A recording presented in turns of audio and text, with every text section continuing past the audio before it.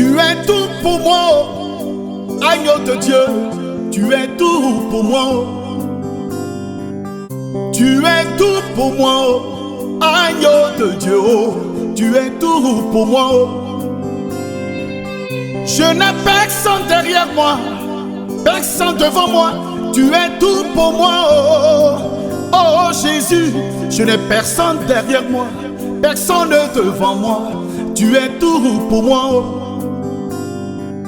Je ne sais plus où aller, ni vers qui me tourner. Tu es tout pour moi. Je ne sais plus quoi dire, je ne sais plus quoi faire. Tu es tout pour moi. Recevez donc nos salutations, le précieux et merveilleux nom de notre Seigneur Jésus. Amen. Et la paix et la grâce de Dieu soient notre partage. Amen. Et que Dieu, du haut de son trône, puisse concourir à notre bien ce soir. Amen.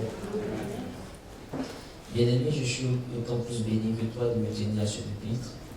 Et c'est un bonheur pour moi de te voir en pleine santé. Qui est dans la joie ce soir? Amen. Alors tu vas donner une offrande d'acclamation à Jésus.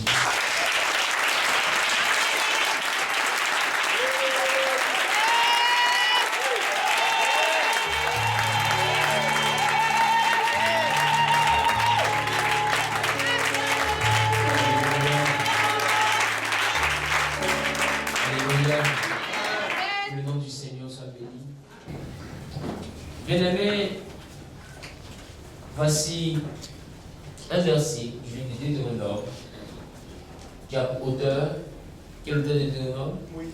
Moïse. Amen. Deutéronome fait partie des 5 lignes, n'est-ce pas, qu'on appelle le Pentateuque. Alléluia. Et la Bible me dit, dans le livre de Deutéronome, au chapitre 30, le verset 19, que l'Éternel met en devant de nous la mort et la vie. Il a dit, je mets en devant de toi la mort et la vie. Et il prend le ciel en témoin. Il met en devant de toi quoi encore? La bénédiction et la malédiction. Alléluia. Mais il a dit quoi? Choisis quoi? Il dit, choisis la vie afin que quoi? Afin que tu vives, toi et ta postérité. Alléluia. Alors mon âme est bénie parce que ce verset introduit pleinement mon message. Et ce soir, je vais prendre la peine d'introduire un message que nous allons terminer certainement le dimanche. Ce verset est intitulé La bénédiction. Dis avec moi la bénédiction. La bénédiction. Dis avec moi la bénédiction. La bénédiction. Dis avec moi la bénédiction. La bénédiction. Bien-aimés, voici une chose que nous avons pour habitude de dire au niveau des différentes églises. Tu es béni, tu es béni, tu es béni, tu es béni, tu es béni. Même dans la vie commune, nous parlons de bénédiction, de bénédiction, de bénédiction. Mais c'est quoi une bénédiction? Alléluia. Amen. C'est quoi la bénédiction? C'est une bonne parole dite. La bénédiction, c'est une bonne parole qui a été dite. Alléluia. C'est une parole positive qu'on relâche. Donc à chaque fois qu'on relâche une parole positive sur toi, on relâche quoi? On relâche une bénédiction.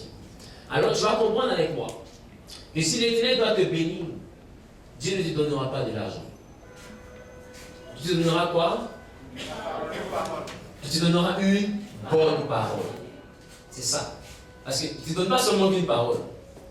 Parce que dans la dimension de la parole, il y a la bonne parole et il y a la mauvaise parole. La mauvaise parole est quoi? La malédiction. Et la bonne parole est la bénédiction. Donc si Dieu doit te bénir, qu'est-ce qu'il te donne? Il te donne une parole, mais une parole qui est une bonne parole. Alléluia. Donc en réalité, ce que nous appelons bénédiction, tu as un Proverbe 10, 22, ce que nous appelons bénédiction n'est rien d'autre qu'une bonne parole. Alléluia. Nous allons lire à partir du verset 35, verset 35 au verset 38. Je lis la parole. Lis la parole. Isaac dit, ton frère est venu avec ruse. Ton frère Jacob est venu avec ruse. Et il a enlevé ta bénédiction. Et il a enlevé ta bénédiction. Ésaü dit, Est-ce parce qu'on l'a appelé du nom de Jacob qu'il m'a supplanté 2 fois? Est-ce parce qu'on l'a appelé du nom de Jacob qu'il m'a supplanté 2 fois? Il a enlevé mon droit d'aînesse. Il a enlevé mon droit d'aînesse. Et voici maintenant qu'il vient d'enlever ma bénédiction. Or, ce qu'Ésaü a oublié, c'est que Jacob n'a pas volé 2 fois. Jacob l'a volé 1 seule fois. Et la 2e fois était la conséquence de ce qu'il avait pris la première fois. Ésaü dit, il a volé mon droit d'aînesse et il a volé ma bénédiction. Et il oublie que c'est celui qui a le droit d'aînesse qui doit être béni. Donc celui qui a le droit d'aînesse, c'est que depuis ce jour-là, tu n'as plus la bénédiction. Alléluia. Amen. Donc, c'est quelque chose qu'Ésaü a fait comme erreur. Poursuis. Et il dit, n'as-tu point réservé de bénédiction pour moi? Il pose la question à qui? À son père Isaac. Et il demande à Isaac, n'as-tu pas réservé de bénédiction pour moi? Isaac répondit. Isaac répond. Et dit à Ésaü. Et il dit à Ésaü. Voici, je l'ai établi ton maître. Voici que je l'ai établi ton maître. Et je lui ai donné tous ses frères pour serviteurs. Et je lui ai donné tous ses frères pour serviteurs. Je l'ai pourvu de blé et de vin. Je l'ai pourvu de blé et de vin. Que puis-je donc faire pour toi, mon fils? Que puis-je donc faire pour toi, mon fils? Ésaü dit à son père. Ésaü dit à son père. N'as-tu que cette seule bénédiction, mon père? Il dit quoi? N'as-tu que cette seule bénédiction, mon père? Bénis-moi aussi, mon père. Bénis-moi aussi, mon père. Ésaü éleva la voix et pleura. Et Ésaü éleva la voix et pleura. Attends. Vas-y en Proverbe maintenant. Et tu ouvres la page et tu m'attends. Voici l'image de 2 frères. La Bible dit que un jour, Jacob va préparer et Ésaü va revenir du champ.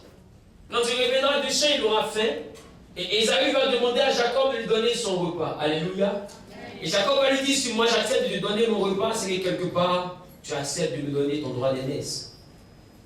Et Ésaü lui dit, mais attends, voici que je vais vers le séjour des morts, je fais quoi avec le droit d'aînesse? Parce que lui, dans son esprit, si je suis né plus grand, je mourrai plus grand. Je suis déjà né plus grand. Donc, dis à mon petit frère, parce que je dois manger, prends mon droit d'aînesse, ça ne signifie rien. N'est-ce pas? Ça ne signifie pas qu'il devient mon grand frère. Donc la Bible déclare qu'à ce type-là, Ésaü a méprisé le droit d'aînesse. Alléluia. Amen. Mais qu'est-ce qui va m'intéresser? Il va m'intéresser que dans la suite des événements, il sera question de bénir. Et Jacob, Ésaü plutôt, va être appelé par son père Isaac. Et Isaac va dire à Ésaü, voici, je veux te bénir. Je m'apprête à mourir. Je veux te bénir. Alors va dans le champ. Prends-moi un animal, tue-le, fais un plat que j'aime beaucoup. Amen. Et quand tu prépareras ce repas, je vais manger. Je serai content. Alléluia. Et la joie que ça me procurer va engendrer sur toi une parole que je vais dire. Alléluia. Et cette parole-là sera la bénédiction. Et la Bible dit qu'au moment où le père est en train de dire cela à Ésaü, la mère était là dehors à écouter. Et la mère se rend compte qu'il y a bénédiction qui plane dans l'air. Donc qu'est-ce qu'elle fait? Elle court pour aller prévenir son fils Jacob, qui est le frère jumeau d'Ésaü. Et elle dit à Jacob, voici que ton père s'apprête à bénir ton frère. Il dit à ton frère d'aller faire la chasse. Mais pendant que lui sera à la chasse, moi l'animal, il y a un animal à la maison. Alors je vais préparer le repas. Tu vas prendre le repas et tu vas partir vers ton père. Tiens à ton voisin, tu vas partir vers ton père. Alléluia. Mais quand vous lisez au verset 12 du chapitre 27, vous comprenez que l'enfant aura une peur. Jacob va avoir peur. Il va dire à sa maman, mais si je pars et que mon père se rende compte que je ne suis pas Ésaü, au lieu d'être béni, je vais ressortir de là-bas maudit. Et plus tard, sa mère le rassure. Et sa mère va jusqu'à prendre les vêtements de son frère. Elle va jusqu'à prendre la peau d'un animal pour recouvrir les bras de Jacob. Et elle présente Jacob à son père. Alléluia. Et Jacob récupère la bonne parole. Quand Isaac a fini de manger, il était rassasié, il était réjoui. Et il a béni. Dis à ton voisin, béni. Béni. Quand il a béni, la Bible déclare que Ésaü est revenu du champ. Amen. Ésaü revient du champ. Et Ésaü prépare, il vient, il dépose devant son père. Il dit, père, je suis arrivé, moi je dois me bénir. Et il dit, mais attends, tu t'es déjà béni? Il dit, non, moi c'est maintenant que je viens d'arriver. Et son père demande, alors, qui est donc celui que j'ai béni? Cette question m'a fait peur. Et pourquoi? Son père n'a pas dit automatiquement ton frère est venu. Son père sait que c'était la voix de Jacob. Mais quand il a touché les mains d'Ésaü. Voilà pourquoi plus tard il a dit, la voix que j'entends est la voix de Jacob. Mais les mains que je touche sont les mains d'Ésaü. Et mon fils Ésaü sent comme il a l'odeur des champs parce qu'il a senti les vêtements. Mais plus tard, le père pose une question qui attire mon attention. Il dit, qui est donc celui que j'ai béni? Aussi sera-t-il béni. Ça veut dire quoi? Que ce jour-là, même si ce n'était pas Jacob, que c'était un serviteur qui avait mis sa tête, on l'avait béni, il devenait le maître des amis. Est-ce que quelqu'un nous comprend? Écoute, la bénédiction, c'est quelque chose là qui te positionne de façon illégale dans la grandeur.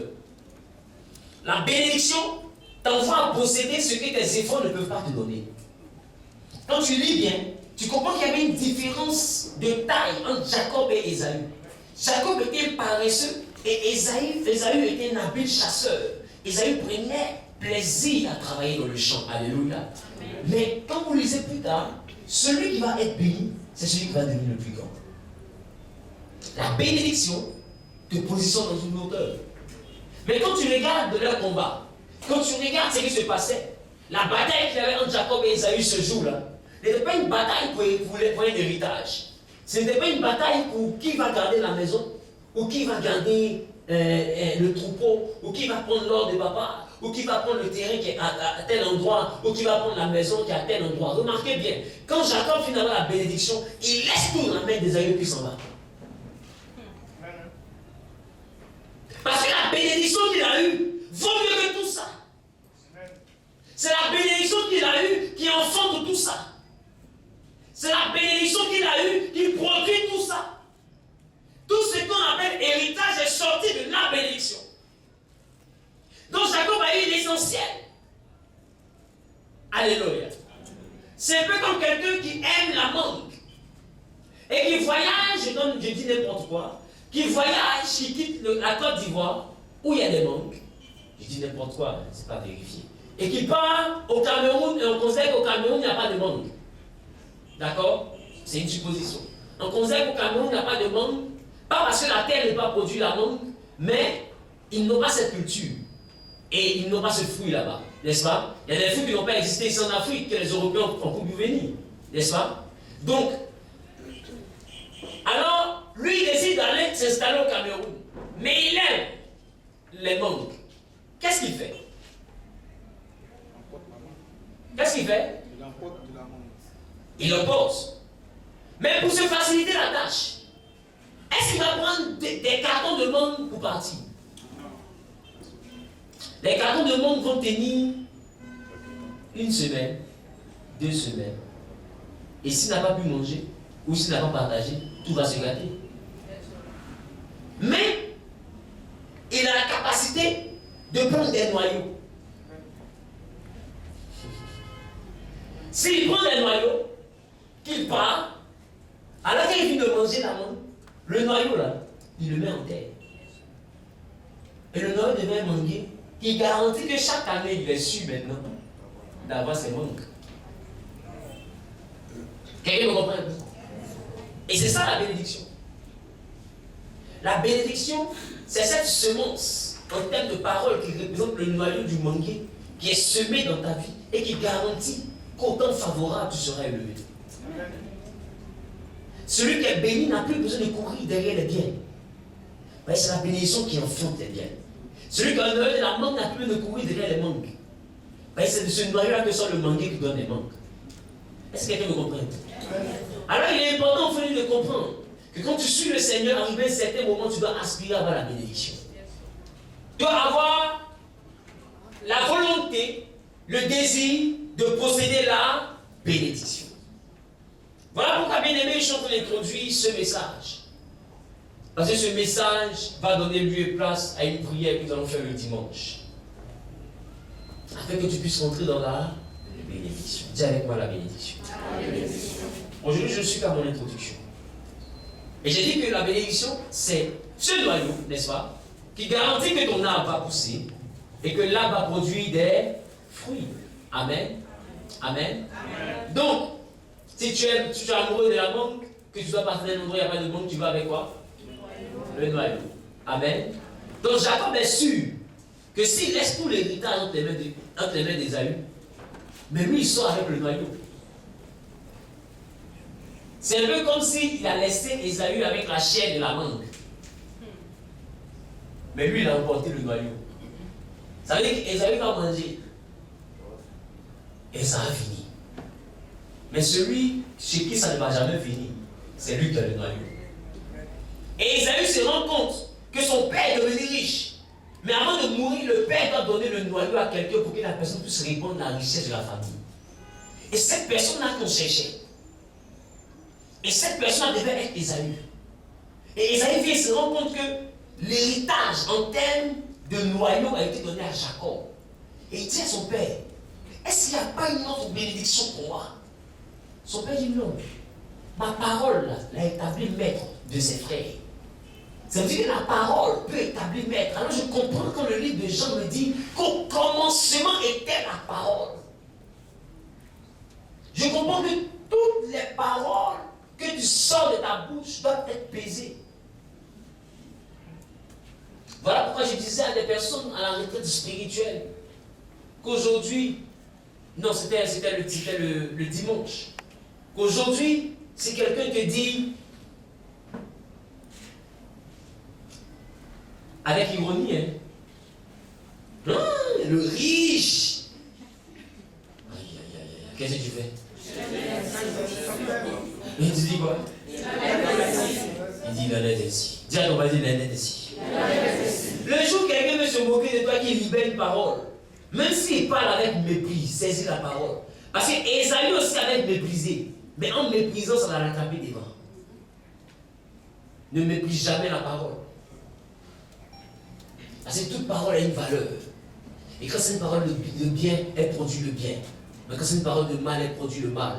C'est pour ça que quelqu'un qui te regarde et puis qui dit tu es là, tu n'as rien, pauvre là. Même dans l'amusement, on n'accepte pas qu'on te dise pauvre. Mais c'est une parole qui est relâchée. La parole qui est relâchée, on ne la méprise jamais. Dis à ton voisin, on ne méprise jamais. On peut présenter un tout, mais on ne peut pas présenter en m'appelant pauvre. Tu peux présenter en m'appelant riche. Ça, c'est bon de présenter. Quelqu'un me comprend un peu? Moi, quand je suis fâché avec mes neveux ou bien quoi, ma soeur est là, il regarde le visage, il y a son visage avec quelqu'un qui est prospère. Il est insulté comme ça. Et vous, chaque jour, vous maudissez vos enfants. Vous relâchez des paroles que vous ne maîtrisez pas. Donc c'est ça qu'on appelle la bénédiction. Fais attention à ce que ta bouche fait sortir. Surtout quand c'est un enfant qui possède dans son corps ton sang. Fais attention. Fais attention. Ne regarde jamais ton enfant pour lui dire il y a le dernier là. Même s'il est dernier, ne dis jamais dernier là. Faut toujours dire à ton enfant, mon fils, tu es né pour être le premier. Dans cette position, ce n'est pas ta position. Faut envoyer l'enfant à prendre conscience qu'il y a le meilleur qui est à venir. Mais que ta parole ne le condamne pas d'avance. D'autres prennent des malins, plaisir, regardent son enfant comme ça. Bête là. Mouton. Oh, un noyau donne un arbre qui donne plusieurs fruits. Donc c'est plusieurs moutons qui sont chez les gens. Dis amen le bien. Donc cette seule parole que tu as sonnée là, ça va envoyer peut-être 20 sacs de moutons chaque jour dans ta maison, tu seras choqué. Tu vis seulement qu'avec tes enfants. L'argent est perdu. Je suis dans cette maison des voleurs seulement. Tu as des enfants qui parlent. Et d'autres sont tellement sûrs que ce n'est pas leurs enfants qui sont prêts à maudire. On va passer l'eau. Tu as détruit ton enfant souvent sans le savoir. On va baiser l'eau. Celui qui a pris ça là. Et puis tu dis à ta fille dans la chambre. Je sais que c'est pas toi. Pardon. D'accord. Celui qui a pris ça là, l'enfant, elle ne connaît pas la portée de ce que tu es en train de faire. Et elle se dit quoi? Si j'ai dit mon maman va me frapper. Si elle ne dit pas, c'est l'eau sur va baisser plus en avance. L'eau là-dessus. Mais la parole qu'elle verse, qu'elle relâche quand elle verse l'eau là, ça là, tu ne peux pas essuyer. Et toi, tu te dis que tu es en train de détruire l'enfant de quelqu'un qui habite chez toi. Et puis parole là, ça tourne juste là, ça se colle sur tout de ton enfant comme ça. Voilà. Et 10 ans plus tard, tu ne comprends pas pourquoi ton enfant ne devait rien. Oh, tu as oublié qu'un jour tu as versé l'eau, tu dis oui, j'ai pris là, tu ne vas jamais mieux devenir, tu vas souffrir dans ta vie. Si jamais je ne souffre pas mon argent, et tu relâches des paroles. Et quand tu relâches des paroles, tu dis que c'est l'enfant de quelqu'un qui est en train de tuer. Et après, tu constates que tes enfants ne deviennent rien. Ils sont dans ta main, tu vas maintenant d'église en église. Tu cherches le sorcier. Tu es le mystique de tes enfants. C'est toi qui les as tués. Parce que quand je regarde bien, il n'était pas question d'aller chez un notaire pour dire toi tu es mon héritier, tu prends tel chapeau. Il était question de à qui papa va dire la bonne parole.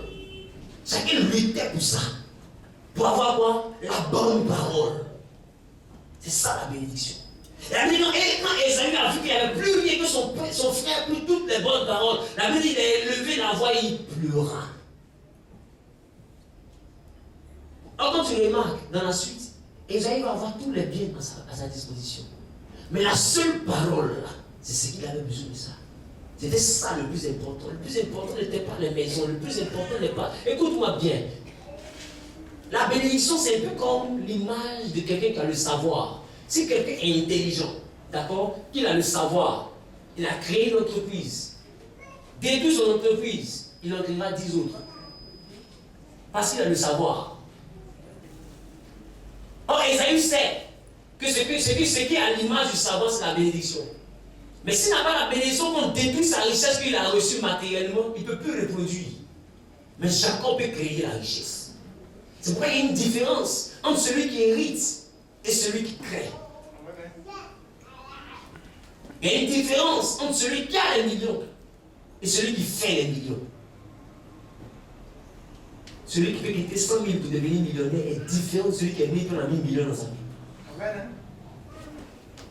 Parce que si tu n'es pas béni, tu ne peux pas quitter. S'il n'y a pas une bonne parole sur toi, tu ne peux pas quitter 100 000 pour avoir 100 millions. Ah, c'est impossible, tu rêves. Quelqu'un me comprend un peu? Alors demande à ton voisin, est-ce que tu as été béni? C'est pourquoi si vous remarquez très bien, quand je donne des révélations, souvent, qu'est-ce que je dis aux personnes? Je dis allez vers vos pères ou votre mère. Réclame la bénédiction. Il y a une de mes filles qui est partie, elle a échoué, puis elle est revenue, papa, maman, j'ai parti, ça ne s'est pas bien passé. Il dit, ma fille, qu'est-ce que tu veux? C'est pas bien passé. Retour, laissez le mot. Elle est encore là, j'ai tout. Jusqu'à ce que ça se passe bien, retour. Parce que tu as besoin d'une bonne parole. Alors toi qui es ici, tu vas écouter ce message, mais quand tu vas rentrer à la maison, ton aîné que tu ne respectes pas va te réconcilier et demande une bonne parole. Les paroles que ta mère a eu à déclarer sur toi, si elle est encore vivante ou si ton père est encore vivant, va te réconcilier et demande à ce qu'il change ces paroles. Mais que tu veux ou tu ne veux pas, la bénédiction c'est seulement une parole, mais une parole qui te suit dans le temps. Ça va tourner, mais ça se couler sur ton dos comme ça.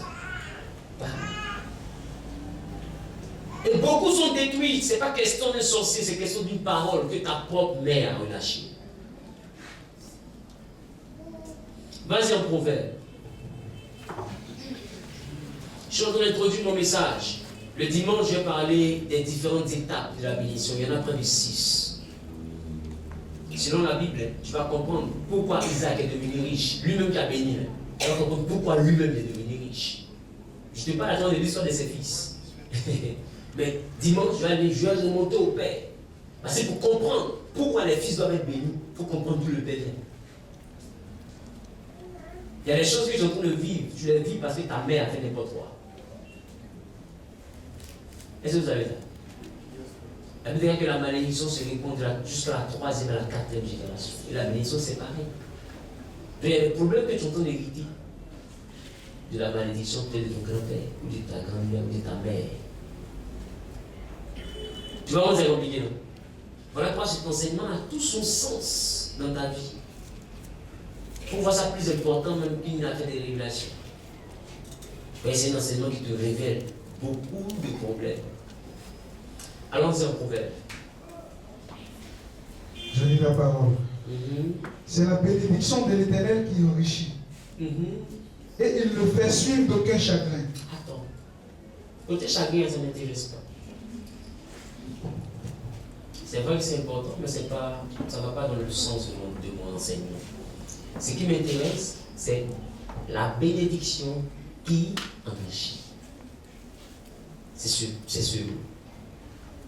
Cette séquence-là, c'est elle qui m'intéresse. Elle me dit quoi? C'est la bénédiction de l'Éternel qui enrichit. C'est la bonne parole de l'Éternel qui enrichit. Ça veut dire quoi? La richesse est un bébé.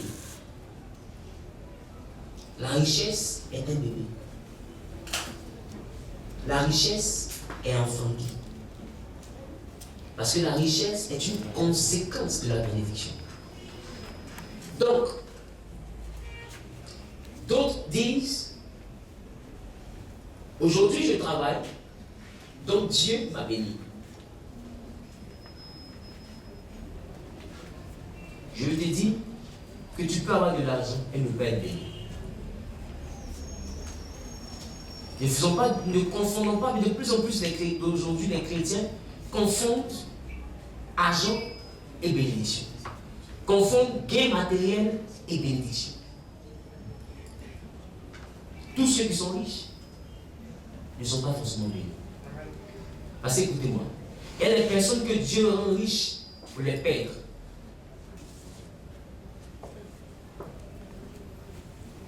Pour les envoyer à s'égarer.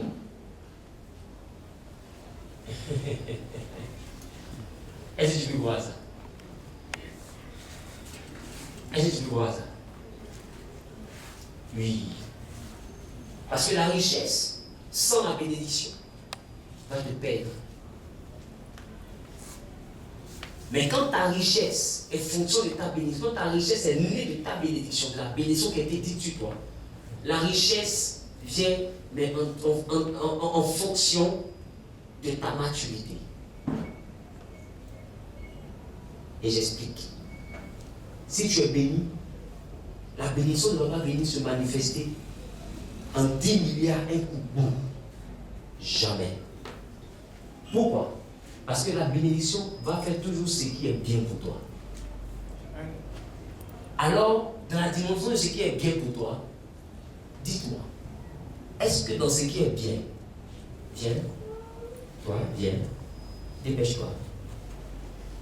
C'est quoi ton nom? C'est quoi ton nom? Prince, c'est génial, tu as bien fait. Dites-moi, dans le schéma de la bénédiction, viens, je t'autorise, monte sur l'autel, viens. Prince, dans le schéma de la bénédiction, dites-moi, est-ce que aussi riche que Dieu soit, est-ce que Dieu, s'il bénit cet enfant, peut le bénir avec 10 milliards?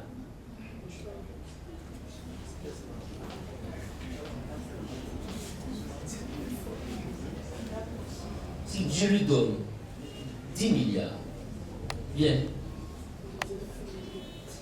Même à lui, si Dieu lui donne 10 milliards, il rentre dans le loup. Tout droit. Boum. Il n'a même pas compris ce qu'il est bon. C'est-à-dire, le fait d'entendre que c'est pour lui. Milliard. Il se couche là, et puis il meurt. En décès. Pourquoi? Parce que quand il va se lever, même moi son père, s'il lui passe, il va se lever. Parce que l'argent va venir vers lui avec sa force. Ce que vous ne savez pas, c'est que l'argent que vous cherchez a une force. L'argent vient chez toi avec sa volonté. Quand n'as jamais parlé à ton argent. Quand tu dois parler à ton argent, l'argent n'est pas seulement. Donne-moi un billet de banque. Faut pas les 500. Ma fille, toi, il faut en toi. Il faut en toi. Alléluia.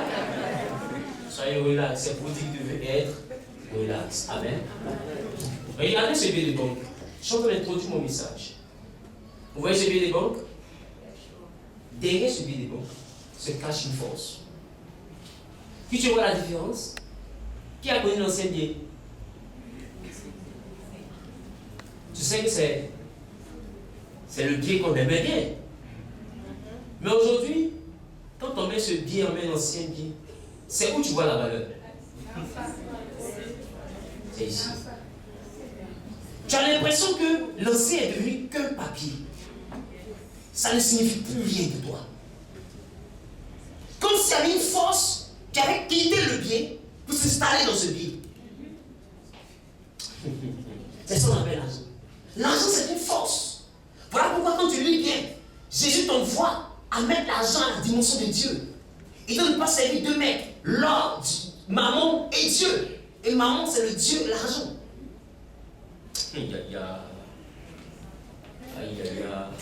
Tu cherches quelque chose que tu ne maîtrises pas, c'est pas pour toi. Hein?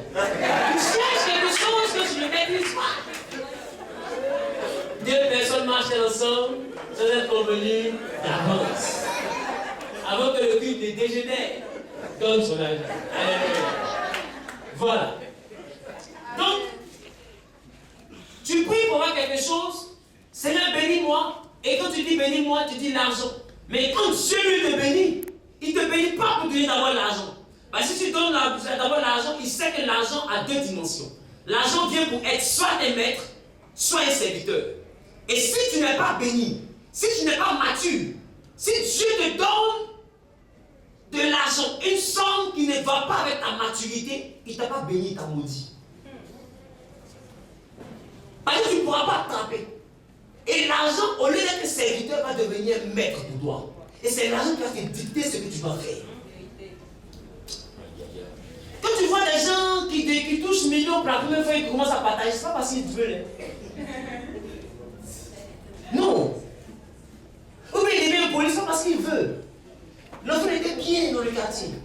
Mais la maturité ne va pas avec ce qu'il reçoit.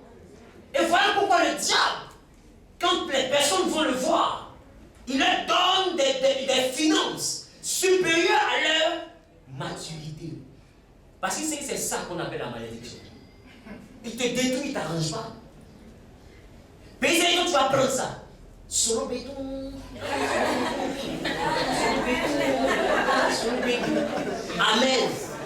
Quand tu vas prendre ça, l'argent va te dire que tu es devenu grand frère de ton grand frère. Un homme qui est béni, son argent ne fait pas bruit.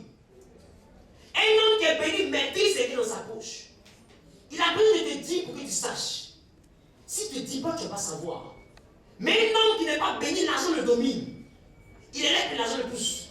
Et de mieux, de mieux. Allez, vous êtes normal. Oui, non, c'est bon. Tu vas dans les mains. Puis il nous le sachet comme ça. En réalité, ce n'est pas pour lui. Et voilà pourquoi Dieu prend la peine, parce qu'il t'a béni, de te faire traverser les étapes.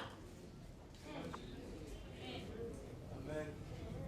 Si Dieu te bénit, alors c'est normal ce que tu vis. Si Dieu te bénit, alors tu vas connaître la valeur de ce verset qui dit que si vous êtes fidèles dans les petites choses, Dieu vous confiera de grandes choses. Ça, c'est pour ceux qui l'ont béni. Parce qu'il prend le temps de te tester d'abord dans une petite chose. Quand Dieu te bénit, il veille sur ton lendemain. Quand Dieu te bénit, il vient à ce que le mariage qu'il te donne, le travail qu'il te donne ne te perde pas. Parce que Dieu te préfère au travail. Il te préfère toi que le mariage. Il te préfère toi que le voyage. Alors Dieu sait que si le mariage va te rendre bête, il te préfère célibataire. Dieu ne va jamais te donner quelque chose qui va te détruire. Écoute-moi bien. Même si c'est une bonne chose.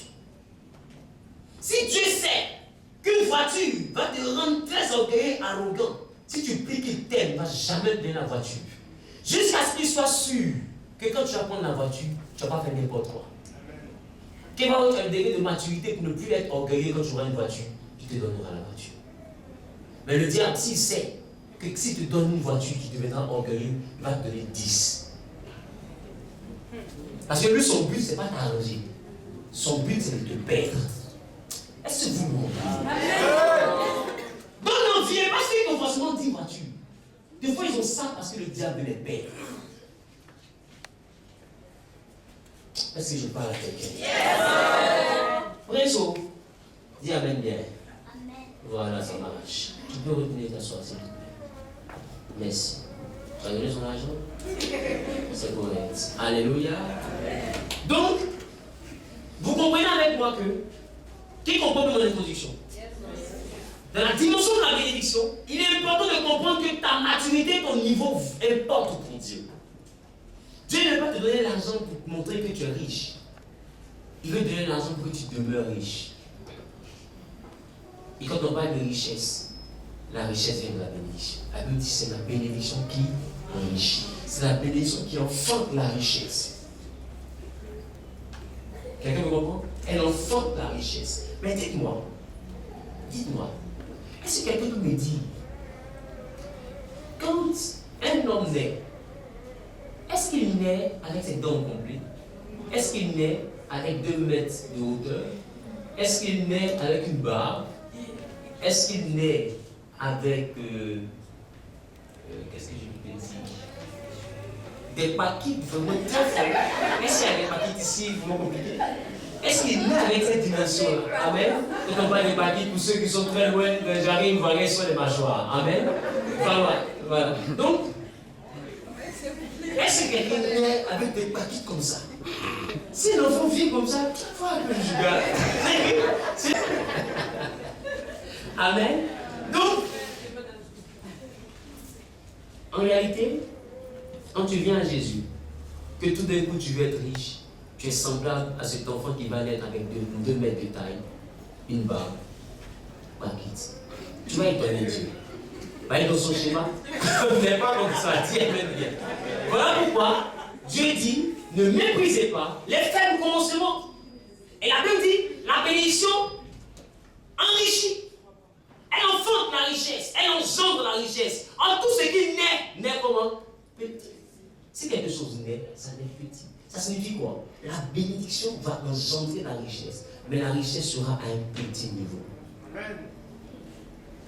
Et plus tu seras béni, la richesse grandira avec toi. Jusqu'à ce que tu quittes la dimension de la bénédiction et que tu deviennes maintenant la source de la bénédiction. Attends, est-ce que vous me comprenez? Dans cette dimension-là, tu n'es plus béni, mais tu es capable maintenant de bénir. Et c'est à cette dimension qu'Isaac est arrivé. Isaac est arrivé à la dimension où il n'avait plus besoin, lui, d'être béni, mais il est devenu une source de bénédiction. Et 2 personnes se battaient à cette source-là pour avoir la bénédiction. Est-ce que quelqu'un me comprend de mon introduction? Alors, quand tu dis je vais être une source de bénédiction, ça fait rire à Dieu. Il faut savoir à quel niveau tu te trouves. Tu es au niveau d'être béni, pas encore d'être une source de bénédiction. Arrête de prier pour quelque chose qui n'est pas encore à ton niveau. Quelqu'un qui n'est pas béni ne peut pas être une source de bénédiction. Ainsi la Bible déclare qu'on nous communique seulement que ce qu'on a reçu. Une source de bénédiction, c'est une source qui donne la bénédiction. Une source d'eau, c'est une source qui produit de l'eau. Une source de maladie, c'est une source qui produit la maladie. Donc, si quelqu'un a une source de bénédiction, c'est parce que lui-même, il a d'abord, lui, la bénédiction. Tu ne peux pas donner quelque chose que tu n'as pas. Et il reprend un peu. Donc, laisse ça. Dis Seigneur, bénis-moi. Quand Dieu va te bénir, que la personne va atteindre un niveau, ce n'est plus toi qui vas désirer. Arrivé à un certain moment, la bénédiction sera tellement en toi que d'autres personnes vont venir se connecter à toi seul. Et c'est les autres qui vont dire que tu es réellement une source de bénédiction. C'est pas toi qui prends ta bouche. Dieu t'envoie un niveau. Parce que la bénédiction va enfanter la richesse. Lisez, Isaac, quand il était en train de bénir, Isaac n'était pas pauvre. Isaac était un homme prospère. Pourquoi? Parce que l'Éternel avait béni. Voilà pourquoi le dimanche, il est important que tu sois là. Pour apprendre les différentes étapes de la richesse. Parce que vous, quand vous lisez bien, Alléluia, Alléluia. Amen. Quand vous lisez bien le livre de Genèse, chapitre 26, vous comprenez que Isaac a semé. Et quand il a semé, allons-y au chapitre 26, le verset 12. Dépêchez-vous. Genèse, chapitre 26, le verset 12, c'est là que je termine. Je lis la parole. Oui. Isaac sema dans ce pays. Isaac sema dans ce pays. Et il recueillit cette année le centuple. Et il recueillit quoi? Le centuple. Car la suite m'intéresse. Car l'Éternel le bénit. Oh. C'est que c'est ta dimension de lumière qui te donnera la victoire sur les ténèbres. Amen. Parce que tes ennemis représentent tes ténèbres. Et la Bible déclare que c'est la lumière qui a fait fuir les ténèbres. Tant que tu n'acceptes pas que la parole de Dieu te transforme, tu n'auras jamais la victoire sur tes ennemis. Tant que tu n'acceptes pas que la lumière de Dieu te pénètre, tu n'auras jamais la victoire sur tes ennemis. Voilà pourquoi quand tu pries avec un cœur noir contre un sorcier, au lieu de mourir, vous aussi. Parce que tu es aussi sorcier que lui. En réalité, tu le bénis. C'est pourquoi je te dis, tu dois cultiver l'amour. Mais c'est l'amour qui va faire fuir le sorcier. Mais ça va développer en toi de la lumière. Et ces ténèbres ne peuvent pas supporter ta lumière. Voilà pourquoi quand quelqu'un commence à faire trop de bien, on l'appelle soit pasteur, mais dis quoi, il est saint quoi. Parce que le monde des ténèbres ne supporte pas la lumière. Et voilà pourquoi ils font de l'ingratitude, ils font de l'égoïsme, ils font de la méchanceté, juste pour changer ta lumière en ténèbres, pour t'envoyer à ne plus faire le bien, pour t'envoyer à rester dans ton coin à manger seul, pour t'envoyer à changer ta nature. Ils te font du mal pendant que toi tu fais le bien. Parce que le diable vise une chose, il veut corrompre ta lumière par ses ténèbres, afin de changer ta lumière en ténèbres, et que vous deux soyez pareils. Beaucoup sont en train de combattre le diable, ils sont ensemble dans le même camp. Parce que ton attitude détermine ton attitude. Ça veut dire quoi? Ton comportement détermine le niveau de l'échelle auquel tu te trouves. Et le diable est aussi sur l'échelle au cas où tu n'as pas remarqué. Mais il est du côté des ténèbres. Quand on prend par exemple les nombres, on comprend que à l'école, c'est un peu dessiné comme une échelle. On va 0, on va 1, 2, 3, on va 1, on va 2, on va 3, on va 4, n'est-ce pas? Mais de l'autre côté de l'échelle, qu'est-ce qu'on voit? moins 1, moins 2, moins 3, moins 4, moins 5, moins 6. Ça veut dire que le moins et le négatif est aussi sur l'échelle. Donc ton attitude dépend d'où tu te retrouves sur l'échelle. Tu peux être sur l'échelle, mais à moins 10, c'est encore de la ténèbres. Ton attitude détermine ton altitude. Donc si tu as une bonne attitude, tu peux te retrouver à 10, c'est dans le positif. Tu peux te retrouver à 1, oh tu es sauvé. 0,1, tu es encore dans le positif. 0, c'est bon, bloc, amen. Mais moins 1, c'est compliqué, alléluia. Donc ça veut dire que ton attitude détermine ton altitude. Donc pendant que tu as encore la capacité, agis bien. Alléluia. Agis bien. Et c'est sur ces mots-là que je vais vous laisser, alléluia. Espérant vous revoir par la grâce de Dieu le dimanche, afin que nous puissions poursuivre cette aventure vers la bénédiction. Quelqu'un lui dit Amen. Amen. Alléluia. Amen. N'oublions pas que le samedi, je reçois ici, on se tente à partir de 8h, de 8h à 11h30. Toute personne désireuse de me rencontrer et prier de voir le frère Abraham ou la sœur Baïlé, afin de se faire enregistrer. Amen. Et le dimanche, nous aurons un culte de 9h30 à 11h45. Je voudrais d'abord, avant de prier pour la fin, m'excuser pour le débordement. Alléluia. Et s'il y a une nouvelle personne au milieu de nous, que Dieu vous bénisse. Si on peut acclamer le Seigneur pour nous.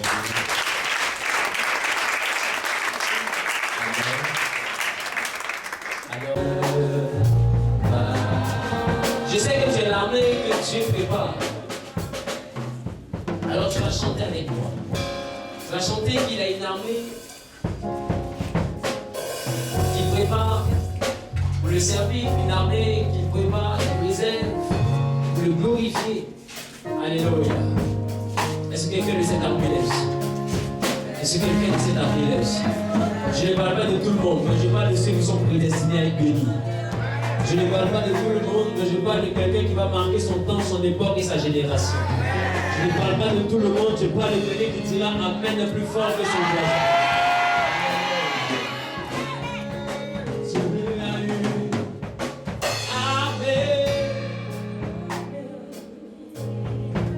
Qui se lève